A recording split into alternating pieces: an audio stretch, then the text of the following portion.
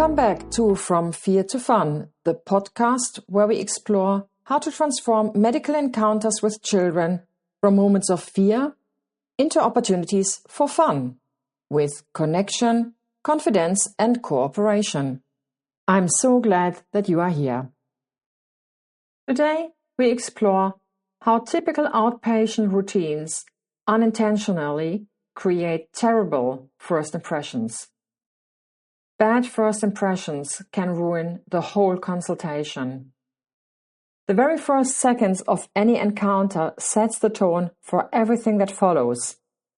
In pediatrics, those seconds are even more precious because children form rapid emotional judgments about safety, threat, and trust. Let me give you a masterclass in anxiety. We've all seen it. A parent and a child arrive at the reception. They are sent to the waiting area, and then they wait. And wait. And wait.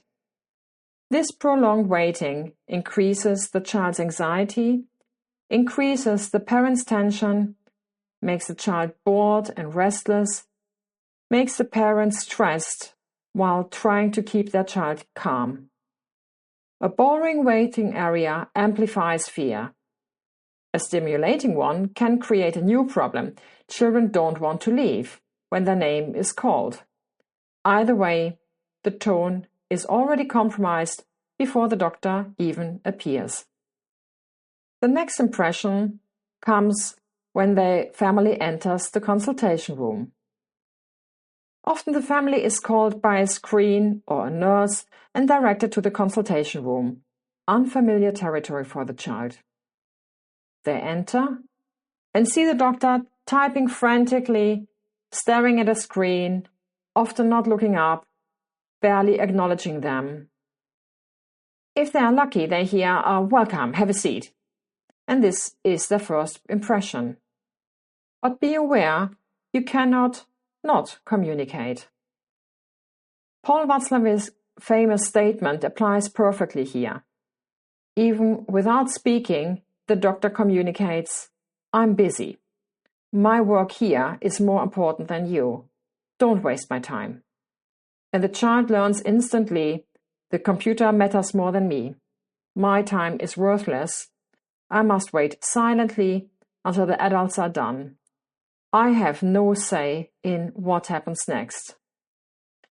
By the time the doctor finally turns to the child for the examination, the child has already concluded, "I do not count." Why do first impressions stick? Humans are wired for confirmation bias. Once we form an internal judgment, we tend to stick with it, even when new information contradicts it. It takes more mental energy to revise a first impression than to maintain it. And this means if the first impression is positive, everything becomes easier. If the first impression is negative, everything becomes harder, and a bad start can sabotage the entire consultation. How children experience the typical first contact. Parents often push, pull, or drag their child towards the doctor, believing speed equals efficiency. But from the child's perspective, the doctor is a stranger. They are being forced towards the stranger. They have no control. And this triggers fear to escalate.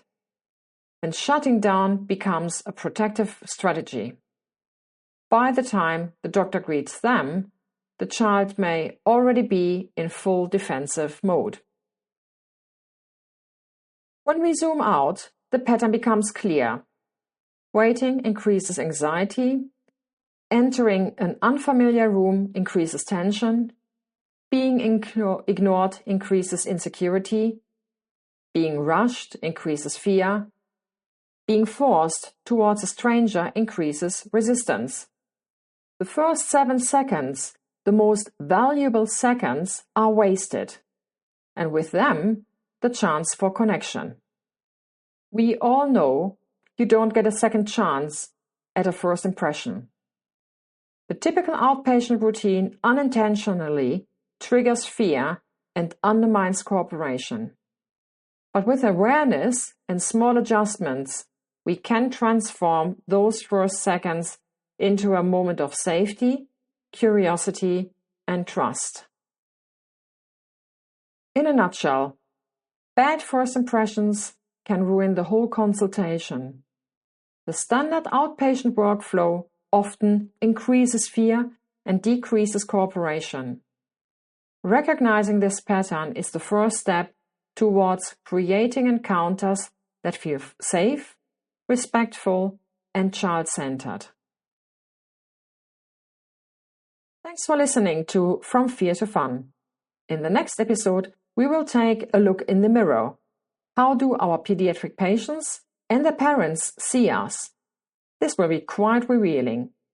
Until then, remain curious, offer connection, and keep moving from fear to fun.